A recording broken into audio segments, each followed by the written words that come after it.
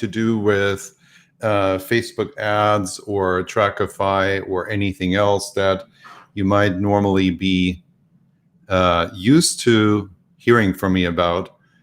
This is a CScam video. Yeah. So, and I'm kind of testing some new technology here. So if you guys can see me live on my on Facebook or on YouTube, please let me know about that. Leave a comment. I should be live in both places, if I'm not mistaken. And let me see if I can refresh that and see if that's true. All right, yes, it is true. I'm live there, and I'm now my only watcher. So I don't know about how interesting this will be. But here's the thing. I am really sick and tired of kind of, making posts on Facebook, posting, and then getting snide remarks in the comments, and then trying to outsmart someone, who has a different political opinion about things. And what I did the other day is I shared a post. Let me actually show it here. This is the post that I shared. It's a graph. I would actually call it a meme. It's almost like a meme, but it's a graph that uses data that comes from the Department of Health and Human Services in Texas Department of Health and Human Services, and it just has, in this meme, in this image, it has captured a bunch of numbers that compare flu data from the past 2 flu seasons in Texas with the CScam data, which we could just call the flu season in Texas that we experienced this year. And the interesting thing about that is that, just a few minutes after I shared it here, and I put it as a reply on some other posts as well. Immediately I got this response, which is quoting from the Texas Department of State Health Services post on Facebook that just, put this thing, the stamp on top of this image, which I would like to call it a meme, and then putting this disclaimer on here. And this disclaimer is very interesting. Here, let me make this full screen. And again, I'm going to play around a little bit with technology here while we're doing this. And so let me just go through this, right? So this chart was not created nor approved by DSHS. Well, that's a fair statement, right? Because obviously it's a chart, it's a meme that takes data from DSHS and looks at it and looks at adds certain data to it that actually processes the data that is taken from here. So now let's see. But they're saying it misleadingly compares flu and CScam data collected in different ways over different lengths of time. All right. So there are a couple of bombshells in here, right? It says that it misleadingly compares flu data and CScam data, and it says it gives kind of a hint here of why they figure it's misleading. It says, once the data was collected in different ways and over different lengths of time. But that's a pretty interesting statement, right? So let's read through this here first, and then let's just see what we can actually find out about the data and how comparable those data points are that they say here. It's misleading to compare them because they were collected in different ways and over different lengths of time. Let's just see, okay? So then they go on to say both flu and the CScam are serious diseases that have killed thousands of Texans this year. Now here they say the CDC estimates 12,000 to 61,000 U.S. flu deaths per year. So that's nationwide U.S. flu deaths, right? 12,000 to 61. And then the second point, the U.S. has had more than 135,000 CScam associated deaths since February. So notice that they mince their words here very carefully, right? They call 12,000 to 61,000 flu deaths. So these are flu deaths. Now that's an estimate, but they call them flu deaths. Whereas over here, they say, again, nationwide, we've had this many associated deaths. So they don't call that, they don't even call that in the statement. They don't even go so far as to call the CScam deaths the same way that they call flu deaths in this point, right? They say here, CScam associated deaths. Big difference, right? So they're actually very careful and very accurate about their use of words right here. So, but the main point of this argument is they're both dangerous, but the flu is about half as dangerous according to this here, to these two numbers as of right now, and this year is not over yet, so they say probably this number is going to grow, and so it's probably more dangerous than the flu because we already have more deaths that are associated with this than we know we have from the flu on average. All right, now then they say blah blah blah encourages Texans to protect themselves from the CScam as well as from the flu. Okay, good, fine. All right, now let's go into the numbers themselves. And there is a little bit, I have to maybe a little bit say about why I feel strongly that it's okay for me to make this video or to make this live stream.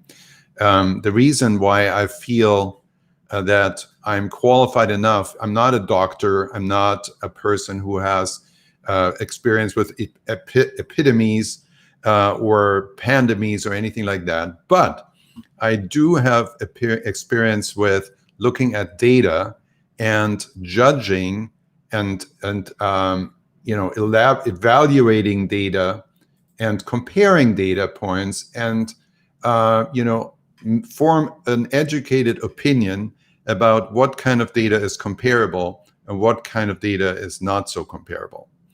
All right, so let's see here. I need to share one more screen into this so that we can go on. Let me see. This is actually pretty interesting here and exciting. All right, application window. Let's take this one. I'm going to show this one. So here we go. So what I did here, and I'm going to take my video off again. So here we go. So what I did here is just kind of dissect this original meme that contains a bunch of data points, okay? And I dissect this and I put it into an Excel spreadsheet, and I actually put all these numbers that are in the meme into the Excel spreadsheet, so we can kind of manipulate the data a little bit and see what the point is and if the points are well taken or not. So let's start with this point. Let's start by taking a look at the authenticity of the data source. Okay, so here is, first of all, this is the data source. It says flu season 2018, flu season 2019. That's right from right here. And then we have tests, positive results, and deaths. And then we have 3 numbers for each year. And I just transferred these numbers over from here. Let me know if you see any typos, but I think these are all correct. Okay, so now let's first take a quick look at where these come from. This here is the actual PDF file that you can see on the DSHS website. And this one here is, let me zoom into this a little bit if I can find where this original screen actually is, right here. Okay, so here we go. So this is September 23rd, 2018 through September 29th, 2018. I don't know. That's when, I suppose that's when they released it. Report produced, blah, blah, blah. So the report is about the season 2017-2018, all right? And the place where they get the data for the meme is right here in table 9, right here. So right here is the data.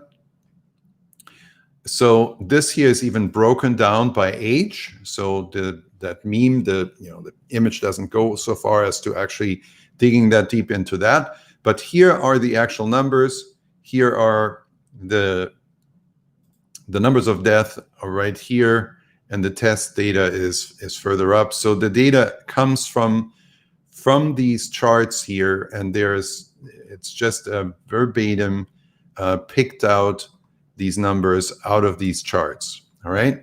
So the number of deaths, and these are all Texas numbers, right? But tests and positive and what happened here now? Let's see. So I'm going to show this in the stream again, and I'm going to hide this. All right. So there you go. So tests, positive, and deaths, tests, positive, and deaths. And now what the meme does, and I'm going to pull this up, open a little bit here. Let me see if I can, if this works well. Yeah, this works really well. This is exactly what I thought would work. Okay, great. That's awesome. That's good to know. Okay, so what the meme does is it puts some interpretation or some ratios or some rates into these numbers, right? And what you can see here is the tests, the positive, and the deaths. And all of these numbers are going to be related in the rates either to each other or to the total Texas population, which they have up here. That 29 million is right here, and I have this over here in this field, right? So now, how do the rates work? Okay, so let's start with the easy one, the positivity. Okay, so positive is that over here. So positive is simply the number of positive tests divided by the number of tests, right? So this over this, and that's the formula in this field, and that comes out to 21%. So that means 21% of the tests conducted for flu in 2018 came out positive, right? And then in the flu season 19, you can see the same thing here. Out of 192,000 tests, 31,000 were positive, and the percentage of that is right here. So 16% in this case of all tests conducted came out positive. All right. So now the next one, the next line in the next two lines here in this image are ratios that relate the numbers of infections and the numbers of deaths to the total Texas population. So that's kind of a little far step, but you'll see the meaning or the sense of that once we get to compare this year's flu season to these numbers. So let's check this out. So 0.1%. So that number, you get that when you get the infection, so that's positives, divided by the total Texas population.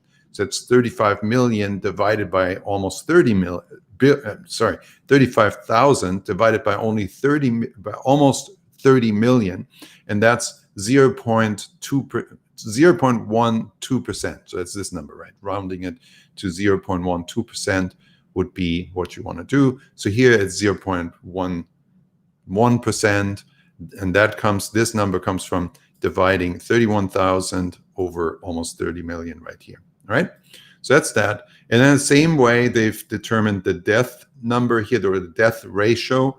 That's death caused by flu or attributed to flu divided by the total Texas population, and that's 0.04% for 2018 flu season and 0.03% for the 2019 flu season. Okay, so those are these numbers. And then let's look at the recovery number. The recovery number is, in my opinion, is a little bit awkward here. It seems as if in the image, they're actually using the total Texas population on that. And that's, of course, something you can do. So that would mean they divide the difference here. So that means positives and deaths, right? So that means the difference between the positives and the deaths are the people who have recovered, right? So if they were positive and they didn't die, that must mean they have recovered. So that's, in this case, is roughly 24,000, 23,000, something like that. And so now what they do is they divide that 23,000 over the total Texas population, and that's kind of strange. I don't like that. So I changed that here, and my formula divides the people who have recovered, so that were positive and didn't die. Those are the ones that have recovered, and I divide that over the total tests. Okay. But that's kind of strange too. Now, what did I do here? I don't remember now. I did this a few days ago. Yeah, I divided over the total tests. Well, that's, I don't know. That doesn't mean that much either, I suppose. I guess the real recovery rate is actually would actually be the ones who tested positive and didn't die, divided over the ones who tested positive. So that would be what's missing from this number here to 100%. So that's about 79% in this case, or 78.5%. And then in this case, it would be about 84%, right? Okay, so be these numbers as they may, the point here is that it doesn't really matter which number you relate this to. The recovery rate is kind of like, it's related to the death rate and to the positive rate as well. So this is a confusing number. I don't really care too much about these numbers. They're there for different reasons. Let me show you what I care about. I've added a couple of lines of my own here that make sense. So death of positives are 33%. Okay, that's an interesting number. That's a dramatic number, right? How did you get that? Well, that's how many of the ones who passed away, how many deaths among the positive tests, right? So death of Texas population is very low, but death of positives in the flu season is very, very high. That's like crazy high, right? So that's 33% mortality rate out of positive tests. That's unbelievable.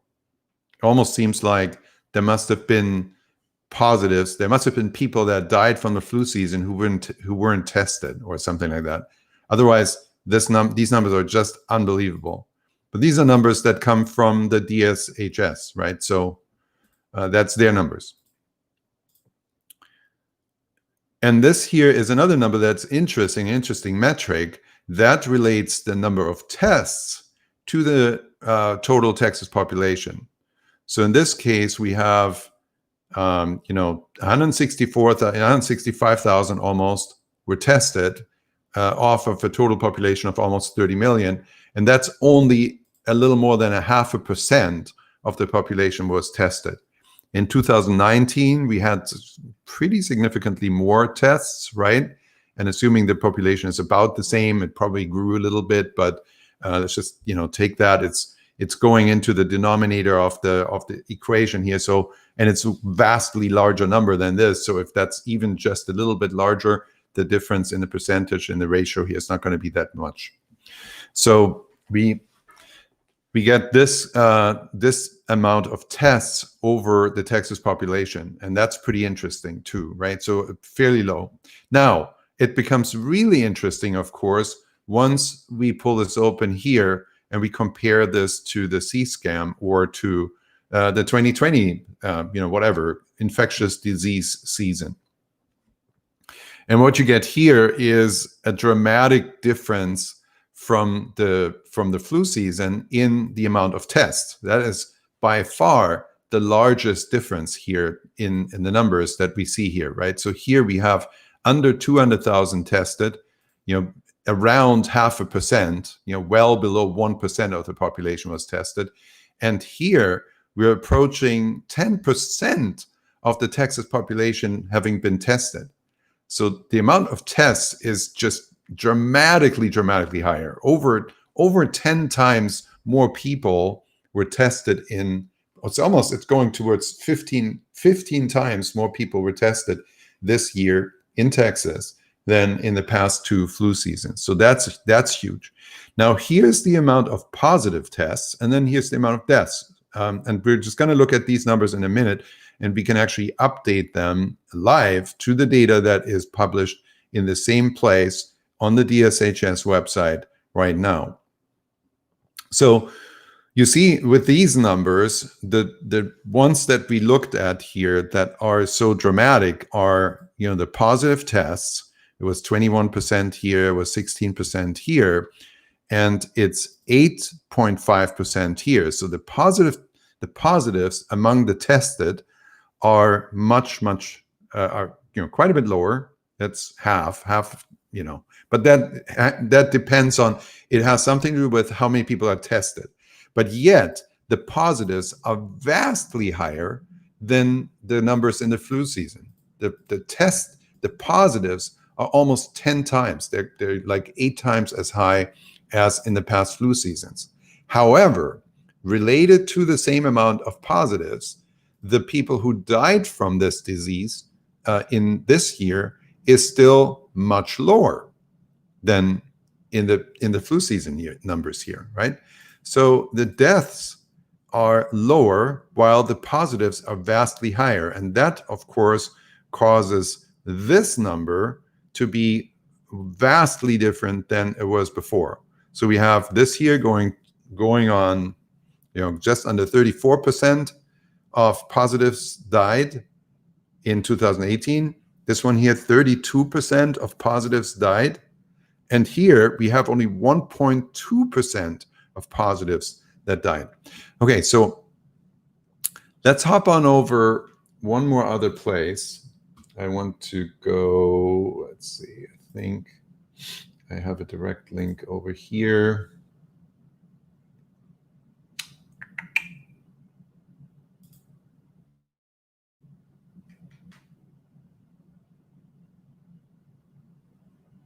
Yeah, that's the one. Okay, where is this showing? Here. All right.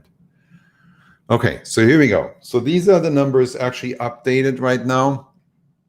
So the total tests, I'm actually going to change this over here in the spreadsheet. I'm going to type this in here. So total tests is now 3,067,620, right? So that's higher. Now let me finish entering the numbers here first. Cases reported are going to be 307,572, and fatalities, it's 3,735. All right, so now let's look at how these numbers changed. Death of positives has not changed at all, right? It was 1.21% before I added these numbers. I updated these numbers. Now it's still 1.21% after updating the numbers. So that seems to be stable. There are some naysayers going and saying, just wait until the death wave hits from the current case wave that we're seeing in Texas. But we'll just have to see. I mean, there's plenty of space to go here, to grow for this 1.2% to come anywhere close to the death rate that we've seen here in the flu tests, in the flu seasons. And as you can see, I mean, the tests are continuing to grow. We've now surpassed 10% of total tests of the Texas population. But the positives have gone up too. So where are positives?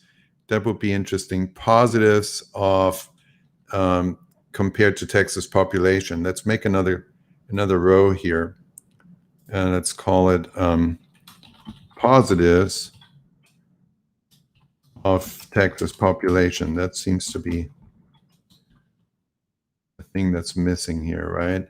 And we're going to make that, it's going to be kind of like this, but the deaths are not going to be the deaths. We're going to put positives. So that looks like it's going to be H10, eh? All right, let's see. Doing this right. So this is positives over Texas population, yes. And we're going to put those over here and over here. Okay, fine. Let me actually apply this formatting here as well. All right, now we should be good with this, right? Okay, so that's interesting too. It's another interesting ratio. The positive tests are compared to the entire population, right? So here we have total tests over population, and here we have positive tests over population. So positive tests over population are higher here too. So that means the case count is high, but still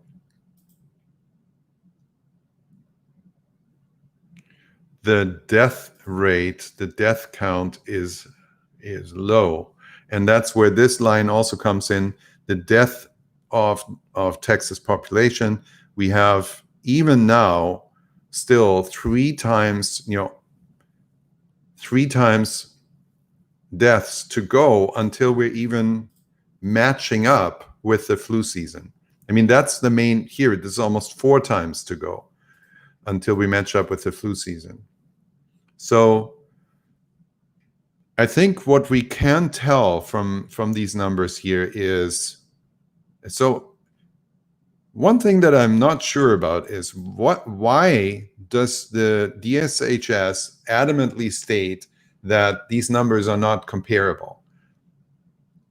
Okay, there are slightly different time frames. These flu season numbers cover an entire flu season, so that covers an entire year of data, right? Whereas this season here, the data collection kind of starts at around February. Well, that's before then. There weren't any tests for this specific methodology available, and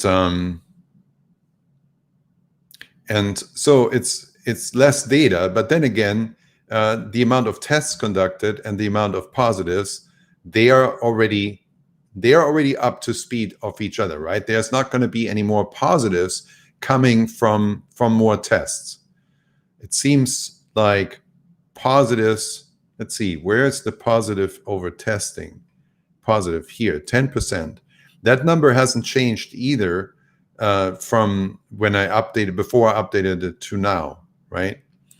So the positives tests, now the death, they could arguably, the positives are a leading number and the deaths are following that with some time delay. So they could rise. But again, the death of positives are 1.2% right now. And the positives haven't gone up by hundreds of thousands in the past 4 weeks. So therefore, this number is going to stay closer to what it is now than what the death of positives were in the flu season. I think that's a fairly safe statement to make at this point. Okay, so I'm going to shut this down because I have other things to do than thinking about the CScam. But there you go. I wanted to kind of show face on this and don't hide behind posts and give you a clear explanation of how I read these numbers. And I think it's quite dishonest let's see here.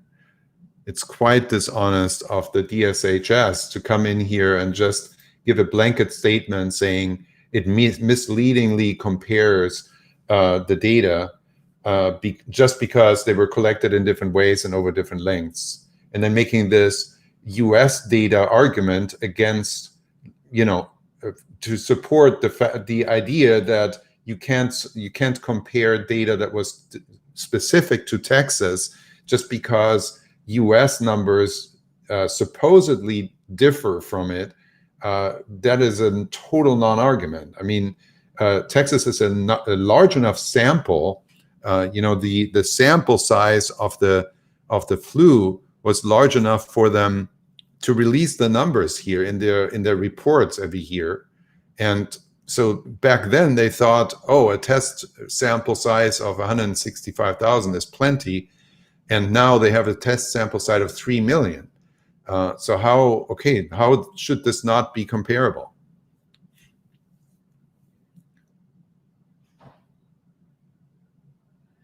All right, so you can make an argument, and now you know in more detail what I think. If you make an argument, feel free to make it. I generally don't like deleting comments, and I've never deleted a comment about difference in opinion, political, or about the CScam, or about mask wearing or not mask wearing. But there you go. So this is my opinion about this. Feel free to share. And this is Thomas Bartke signing off. Good health, good hope, and make the economy great again.